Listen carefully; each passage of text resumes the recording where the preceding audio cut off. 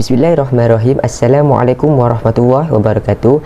Kami daripada kumpulan Diploma Pentadbiran Islam ingin menerangkan sebuah tajuk ataupun satu tugasan, iaitu al-irsu bil ta'sib al-asabah daripada subjek al-faraid yang dikodkan SYD 10503. Fi hazal yaum, kumpulan kami akan menerangkan an-naw' as-sani minal irsi wa huwa al-irsu bi ta'sib, iaitu pewarisan dengan cara taksib.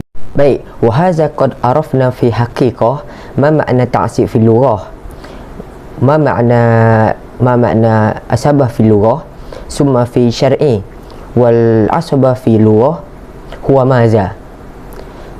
Baik, jam'un, kalimah jam'un, kalimah jamak, yakni jamak kepada asibun, dan asib ini mufrad, maka jamaknya adalah asabah. Baik, kenapa walaupun seorang diri sahaja dalam masalah dipanggil sebagai asabah?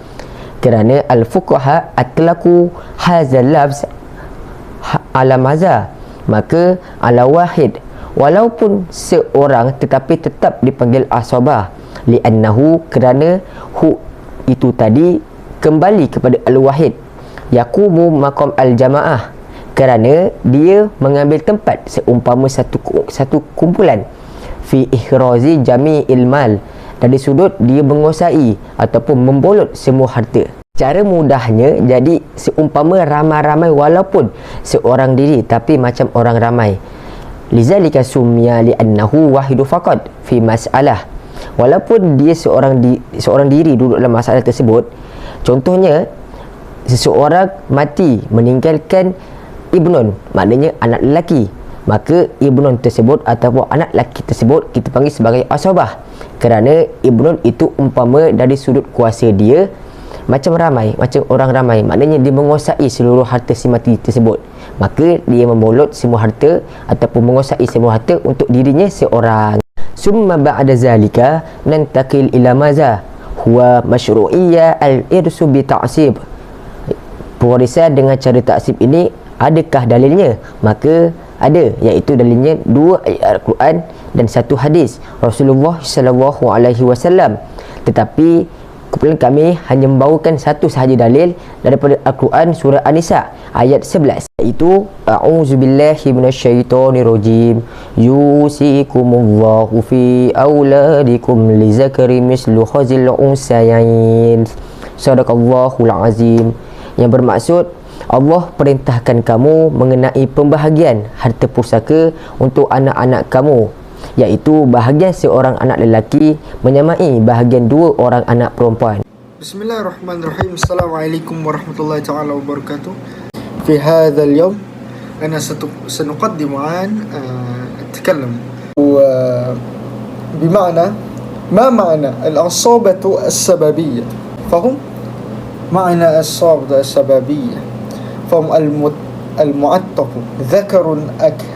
ذكر كان أو أنثى، وعصبته المتعصبون بأنفسهم، وهم أقرباء المعتق الذكور الذين لا يدخل في نسبهم إليه أنثى. ولن نخوض في هذا الموضوع لأنه لم يعد له وجودا في مثلا أيامنا، بل أصابه موضوعا تاريخيا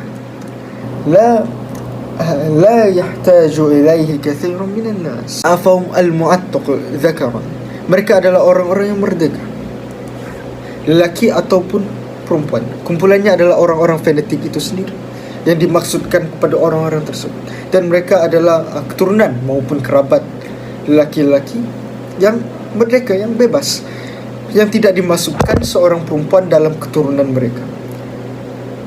Namun melihat pada topik tersebut, ia tidak lagi wujud dalam zaman kita. Sebaliknya, ia telah menjadi topik sejarah yang ramai orang tidak memerlukan pada zaman ini.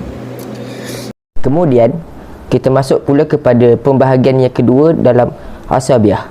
Secara ringkasnya, asabiah nasabiah ini adalah ia akan menerima baki ataupun balance harta yang ditinggalkan oleh ahli-ahli waris yang telah mengambil fardu masing-masing. Secara mudahnya iaitu ashabil furud. Taib. Ma huwa al-asabah an-nasabiyah, ataupun asabah yang disebabkan oleh nasab ini, iaitu hum kullu az-zukur, yakni semuanya adalah lelaki. Maknanya allazi marra zikruhum fi bahsi al-warisun, maknanya asabah nasabiyah ini daripada kategori waris lelaki. Kemudian allazi marra zikruhum fi bahsi al-warisun, iaitu siapakah waris-waris lelaki ataupun berapakah waris-waris lelaki tersebut, seperti yang kita belajar sebelum ini, iaitu waris lelaki mempunyai 15, wa la yastasna minhum. Kemudian daripada 15 waris lelaki tersebut, kita keluarkan antaranya adalah az-zauj dan al-akh minal Kenapa kita keluarkan dua waris ini? Kerana lianna az-zauj wa al-akh minal hum mina ashabil furud. Kerana kedua-dua waris ini, iaitu az-zauj dan al-akh minal ini, mereka adalah ashabil furud, maka mereka tidak akan menjadi asabah. Taib, apa itu asabah sebenarnya? Yakni mereka yang berhak menerima pusaka tetapi tidak ditentukan bahagiannya ataupun kadarnya, itu adalah makna asabah. Berbeza dengan ashabil furud yang ditetapkan kadarnya. Akan tetapi dalam asabah nasabiyah, semuanya waris lelaki akan menerimanya, iaitu seramai 13 orang, yang di mana asalnya waris lelaki ada 15 orang. Akan tetapi dalam asabah nasabiyah ini wala yastasna minhum, iaitu dikeluarkan dua daripadanya 15 itu, iaitu az-zauj dan al-akh minal seperti yang diterangkan sebentar tadi. Maka timbul persoalan, siapakah yang menjadi asabah ataupun mempunyai kelayakan mendapat asabah daripada 15 waris lelaki tersebut? Iaitu yang pertama al-ibnu, anak lelaki. Kemudian al-ibnu al-ibn wa in nazalah, cucu lelaki daripada anak lelaki hingga ke bawah. Kemudian al-ab ataupun abun, bapa. Kemudian al-jaddun wa in ala, datuk sebelah lelaki, yakni bapa kepada bapa hingga ke atas. Kemudian syakik, saudara lelaki seibu sebapa, ataupun lil ab, saudara sebapa. Kemudian ibnu syakik, anak lelaki bagi saudara lelaki seibu sebapa, ataupun ibnu lil ab, anak lelaki bagi saudara lelaki sebapa. Kemudian syakik, bapa saudara seibu sebapa, atau liab, bapa saudara sebapa. Kemudian ibnu syakik, anak bapa saudara seibu sebapa, atau liab, anak bapa saudara sebapa. Fahaula maza kulluhum asabat. Summa ba'da zalik aqsam al-asabiyah nasabiyah min haisu umum. Secara umumnya al-asabah yang qasimu ila qismaini, yakni asabah terbagi pada dua. Seperti yang kita maklum, asabah yakni mereka yang berhak menerima pusaka tetapi tidak ditentukan bahagiannya ataupun kadarnya, terbahagi kepada dua keadaan, iaitu asabah sababiyah, kemudian asabah nasabiyah, seperti yang diterangkan sebentar tadi, iaitu akan menerima baki harta yang ditinggalkan oleh ahli waris yang telah mengambil fardunya, ataupun menerima semua harta jika tidak ada bersama-samanya waris-waris yang berhak menerima secara fardu.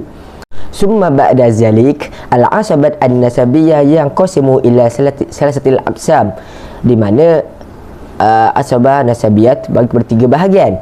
Awalan nakul al-asabah binafsi, wasani nakul al-asabah bil ghair, wasalis nakul al-asabah ma'a ghair, allati aqsam al-asabat huna. Asabah binafsi ianya merupakan asabah dengan diri sendiri, iaitu apabila seseorang menjadi asabah tanpa memerlukan orang lain untuk mengasabahkannya. Kadar bahagian mereka tidak menentu. Ada kalanya mereka mewarisi kesemua harta atau mengambil baki setelah diberi bahagian waris fardu, dan ada kalanya tidak mendapat bahagian langsung kerana telah dihabiskan oleh waris fardu. Yang berhak menerima asabah yang merupakan ahli golongan waris ialah semuanya lelaki kecuali muttiqah, iaitu orang perempuan atau perempuan yang memerdekakan hamba sahaja, yang terdiri daripada yang pertama anak lelaki, dan yang kedua ialah cucu lelaki, anak lelaki, dan yang ketiga ialah bapa, dan manakala yang keempat pula ialah datuk. Seterusnya yang kelima ialah saudara lelaki kandung, yang keenam saudara lelaki sebapa, yang ketujuh ialah anak lelaki saudara lelaki kandung, yang ke-8 pula anak lelaki saudara lelaki sebapa, dan yang ke-9 ialah bapa saudara kandung, dan yang paling akhir sekali ialah bapa saudara sebapa. Waris-waris yang menjadi asabah secara bin nafsi ini ialah semuanya waris lelaki kecuali suami dan juga saudara seibu. Namun, jika terdapat waris yang ramai dan berhak mendapat asabah secara bin nafsi, kita akan melihat dan juga mempertimbangkan waris-waris itu berdasarkan kepada kedudukan waris itu melalui 4 cara, iaitu melalui jihatul bunuwah, iaitu kedudukan anak, dan yang kedua ialah jihatul ubuwah, kedudukan ayah, yang ketiga ialah jihatul ukhuwah, kedudukan saudara kepada si mati, dan yang keempat ialah jihatul umumah, iaitu kedudukan bapa saudara kepada si mati apabila si mati itu telah meninggal dunia. Seperti mana yang kita tahu bahawa 4 jihah ini akan diutamakan dengan keutamaan kepada jihatul bunuwah, iaitu jihatul anak. Seterusnya kita akan mempertimbangkan kepada jihatul ubuwah, yang ketiga ialah jihatul ukhuwah, dan yang keempat ialah jihatul umumah. Jihatul bunuwah ini termasuk juga daripadanya ialah anak kepada si mati, cucu lelaki kepada si mati, dan jika si mati itu mempunyai cicit maka ia termasuk juga di dalam jihatul bunuwah. Jihatul ubuwah ini termasuk juga kepada usul kepada si mati, iaitu ayah kepada si mati, datuk kepada si mati, dan sekiranya si mati itu mempunyai moyang, maka moyang itu juga termasuk juga di dalam jihatul ubuwah kepada si mati. Dan seterusnya ialah jihatul ukhuwah, iaitu furu' kepada ayah si mati, iaitu ayah si mati mempunyai anak ataupun saudara kepada si mati itu sendiri. Sekiranya si mati meninggalkan saudara lelaki daripada ayahnya, ataupun meninggalkan saudara lelaki kandung lelaki, maka mereka termasuk di dalam jihatul ukhuwah.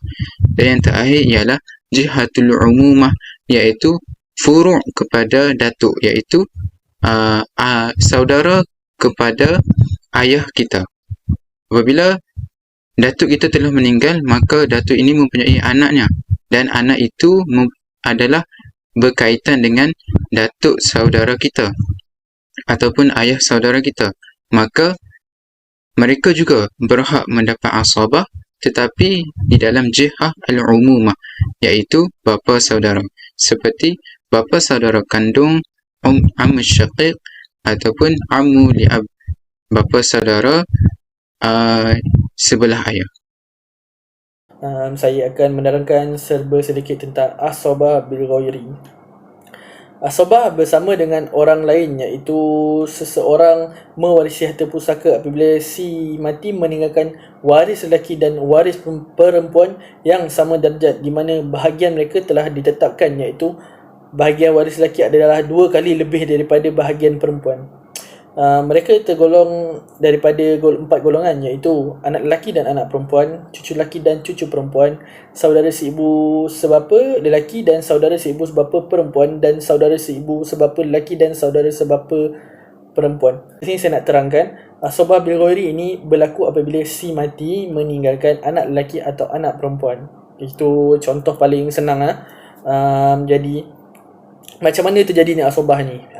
Dia bila terjadinya asabah ni, bila dia ada anak perempuan dan diasabahkan dengan anak lelaki, baru dia boleh terjadi asabah. So kalau anda kata dia ada anak perempuan tapi dia tak ada anak lelaki, dia akan jatuh kepada hukum faraid. Jadi dekat sini bila dia ada anak perempuan dan anak lelaki, kita akan jadikan dia sebagai asabah. Itu contoh paling senang. So contoh dia kes dia seorang lelaki dia mati, dia meninggalkan isteri, seorang lelaki dan seorang anak perempuan. So bahagian kepada isterinya itu ialah 1/4. Itu melalui faraid, dan bahagian asobah anak perempuan dan anak lelaki, bahagian anak lelaki 2/1 dan anak perempuan 1/4. Jadi kat situ kita boleh nampak anak lelaki itu lebih daripada anak perempuan. Bahagian dia lebih. Itulah asobah bil ghairi. InsyaAllah pada hari ini saya akan membentangkan tajuk tentang asabah ma'al ghairi. Asabah ma'al ghairi ini bermaksud asabah beserta dengan orang lain, ataupun dengan kata mudah yang lain ialah asabah seseorang perempuan itu bersama dengan perempuan yang lain. Apakah yang dimaksudkan seseorang perempuan diasabahkan bersama dengan perempuan lain? Maksudnya ialah ukhtus syaqiqah dan juga ukhtu minal ab, saudara perempuan seibu sebapa dan juga saudara perempuan sebapa, diasabahkan dengan kaedah asabah ma'al ghairi bersama dengan anak perempuan kepada si mati dan juga cucu perempuan kepada si mati, dengan syarat si mati tidak meninggalkan besertanya ialah saudara seibu sebapa lelaki dan juga saudara sebapa lelaki. Apabila dua orang ini wujud di dalam jaluran pewarisan, maka ia akan menggunakan kaedah asabah bil ghairi. Tetapi kita akan membincangkan pada hari ini ialah asabah ma'al ghairi, iaitu tidak wujud perantara lelaki untuk menjadikan ukhtus syaqiqah dan juga ukhtu minal ab diasabahkan menjadi asabah ma'al ghairi. Di dalam asabah ma'al ghairi ini juga hanya perempuan sahaja yang mewarisi harta pewarisan kepada si mati itu sendiri. Dan ukhtu syaqiqah dan juga ukhtu minal ab mewarisi bersama waris keturunan perempuan kepada si mati, iaitu anak perempuan dan juga cucu perempuan. Mengikut kaedah asabah jenis ini, anak perempuan tidak menjadi asabah bersama dengan saudara perempuan sebagaimana anak lelaki dan juga anak perempuan. Tetapi anak perempuan tetap mendapat bahagian secara furud, iaitu secara faraid, secara pembahagian sama ada 1/2 bahagian sekiranya anak perempuan itu berseorangan, dan ataupun anak perempuan itu mendapat 2/3 bahagian sekiranya lebih daripada seorang si mati itu meninggalkan anak perempuan. Manakala hanya saudara seibu sebapa perempuan ataupun saudara sebapa perempuan sahaja yang menjadi asabah secara bersendirian.